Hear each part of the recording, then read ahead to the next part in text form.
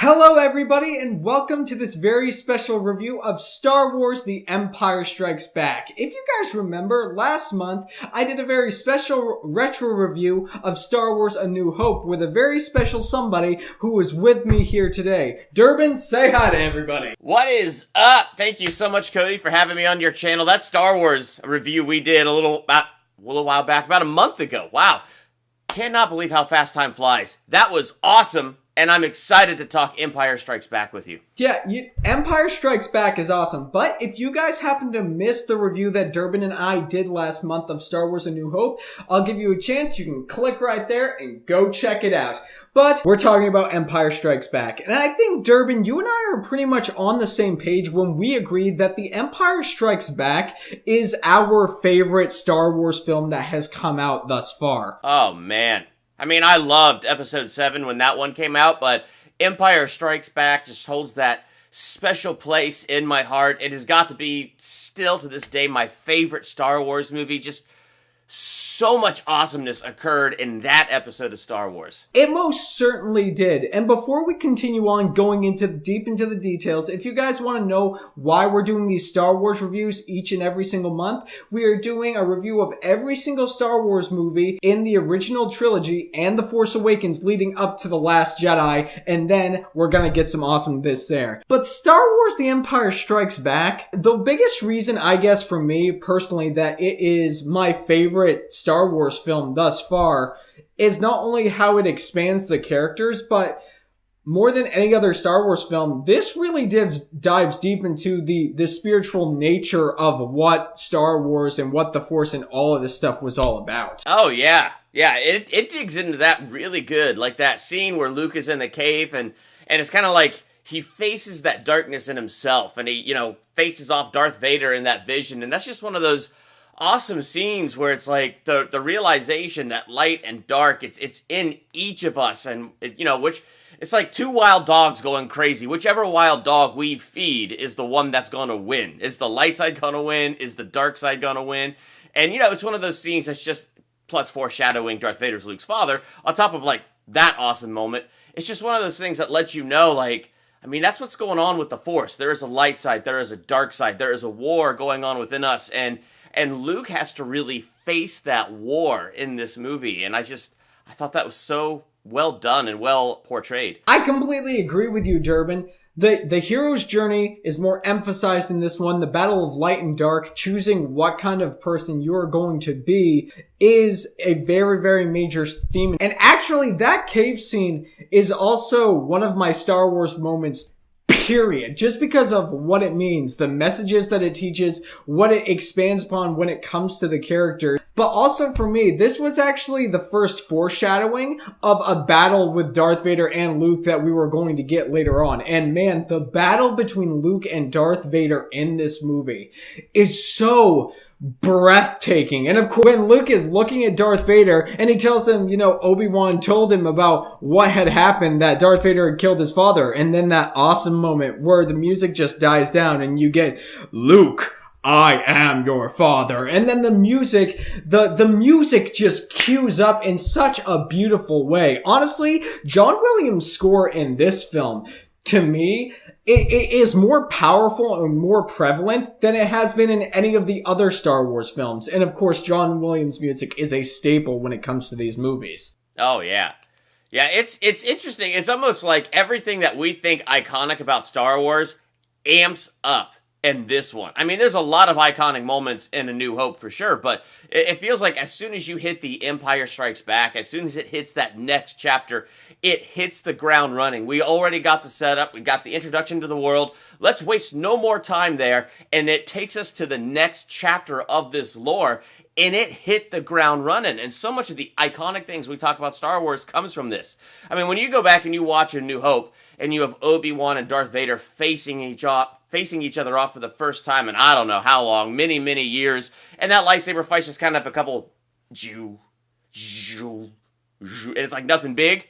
And then all of a sudden, Episode 5 comes, and Luke and Vader face off. And there they are standing. They're silhouetted by the light. There's a mist kind of hanging about them. One lightsaber turns on. A second lightsaber turns on. And then it's... I mean, that's like... This is the one that made me want to be in Star Wars because I wanted lightsabers so bad. And so, like, like, I don't know, man. Like, it's so hard to describe. I find when I get into something that I really, really love, it is so hard to, like, get in and describe why I love it so much. But it's what you said. It's the symbology in moments like the cave scene. It's the excellent lightsaber fights between Luke and Vader. It's John Williams' score and how it just rises and it falls at the right moments in this movie, like the "I am your father" moment. You know, you have got such an excellent point there. When it comes to Star Wars, it is really, really hard to put into words something that you so cherish and so love, because you want to emphasize to people what this stuff means to you, what this world means to you, what this storytelling means to you. The happiest moment for me is definitely seeing where the characters go to in this film, because it's not only the greatest showing of how villainous Darth Vader has become, also shows the depths of the character in Han Solo.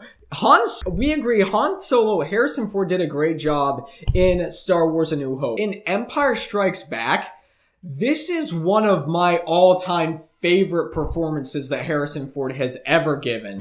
And of course, he gives that famous line, I know. Which was improv, which blows my mind. He improv'd it. They did that take so many times. Finally, the take that worked and the take they kept was that she goes, "I love you," and then he just improv'd it.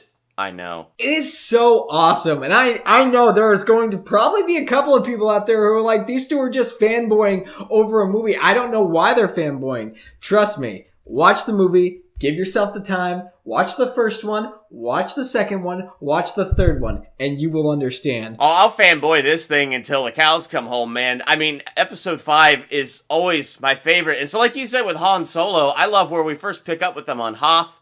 And we see how Han he's willing to go out and die to find Luke. Like, he goes out there on that bantha or whatever it's called, and he rides out there, and he's willing to die in the cold to find Luke. So, like, right there we see that between episode 4, episode 5, there was an off-screen friendship that really forged. And you get to see that because, I mean, they're all higher ranks in the military and things like that. So, like, and the rebellion. And so, like, you see that they've really grown together. And so you get that right in the very beginning. You get the love story between Han and Leia, and the chemistry between them was in full gear in the last one.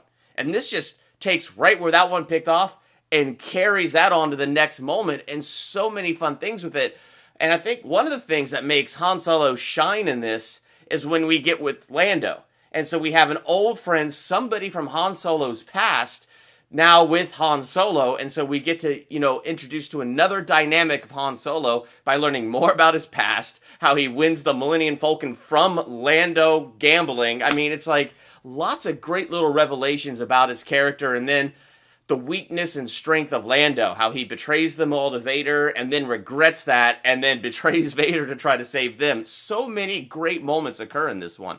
Lots and lots of great moments, but one thing I need to emphasize here, I know I have talked with some people, and there are those individuals out there who have seen The Empire Strikes Back who want to give Lando a bunch of grief. But the fact of the matter is, we have no idea what the Empire threatened to do with Cloud City if Lando didn't turn over his best friend, if he didn't turn over Han. I mean, Vader could have threatened to take all the men, women, and children and torture them until he got the information he wanted. So in all honesty, I never saw Lando Calrissian as a really, really bad guy. I thought his character in this film is probably the most human thing I've seen in this movie. There's a lot of human characteristics of The Empire Strikes Back, but this one really struck a chord with me. Yeah, no, I totally get that. I don't think we do know all that Vader threatened him with, but we do know he was under a heavy threat from Vader, that as soon as Han Solo showed up here with Princess Leia, they had to turn him over.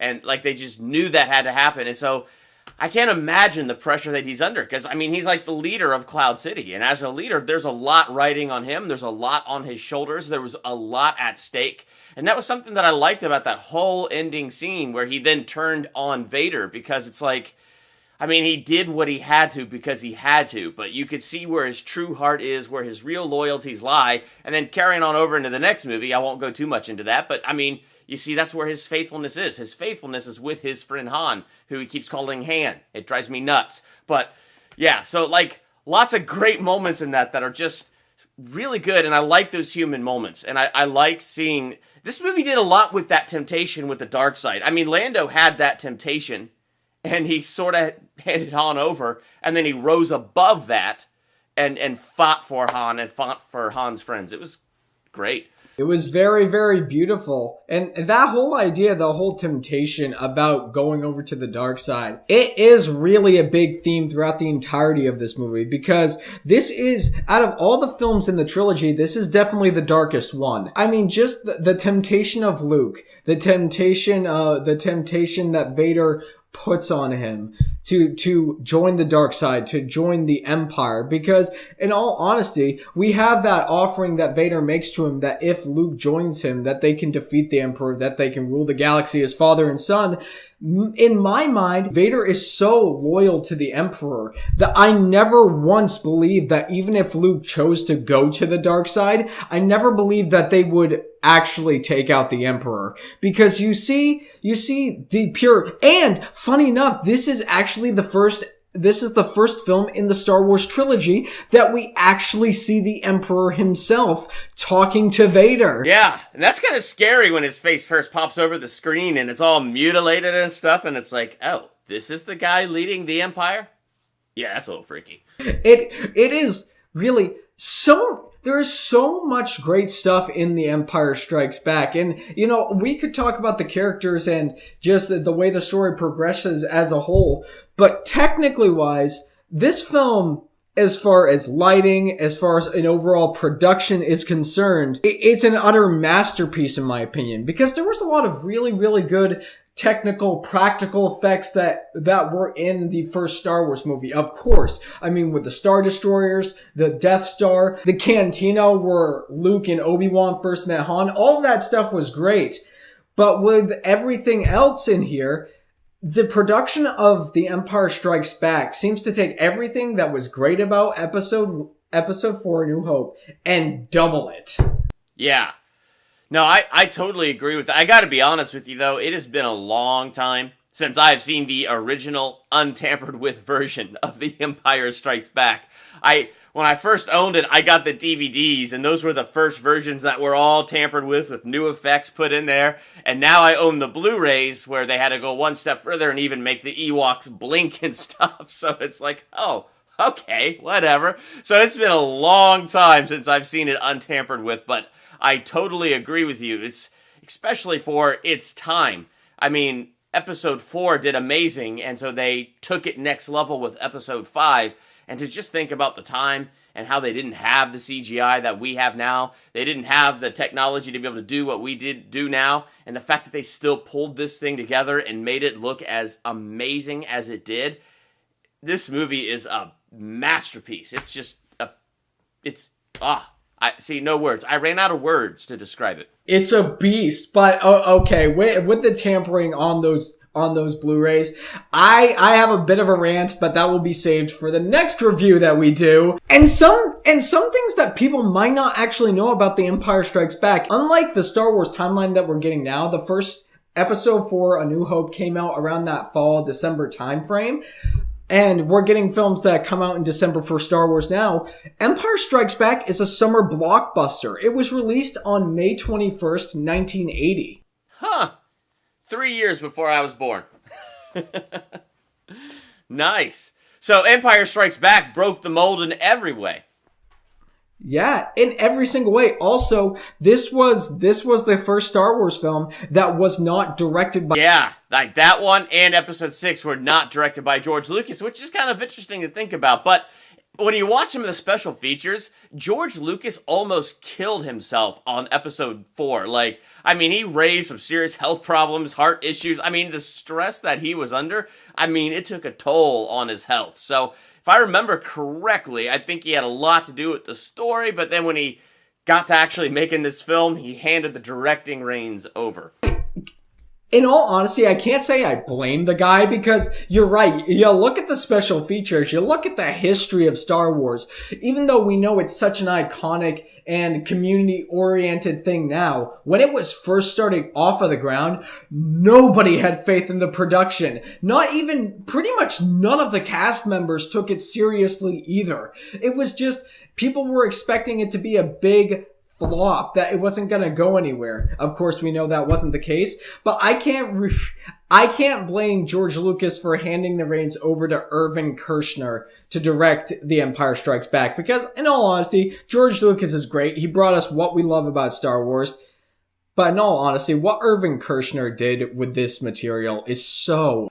And I don't mean any disrespect to George Lucas, but I feel like he's directed all my least favorite of the Star Wars. And I'm not saying Episode 4 is bad, but as we're talking right now, Empire Strikes Back is my most favorite in that trilogy.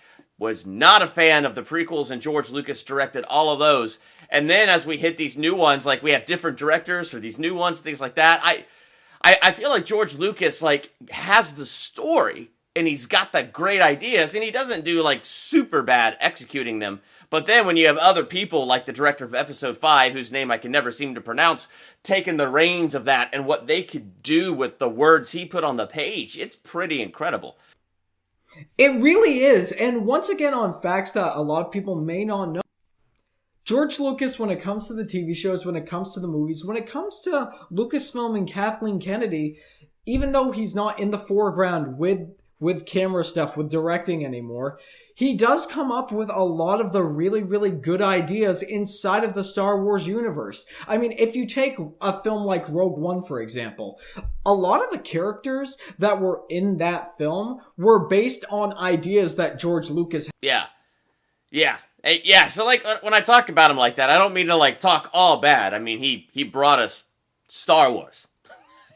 How could we ever complain about that? But it's like, yeah, my favorite iterations of Star Wars aren't the ones that he directs. It's the stuff where he's coming up with the ideas and somebody else is directing it. And it's like, I hate saying it like that. I really do. I hate those words coming out of my mouth like that. But that is honestly how I feel. When I watch Episode 5, I love it. I love what some other guy directing did with what George Lucas wrote. And I thought it was executed so incredibly well.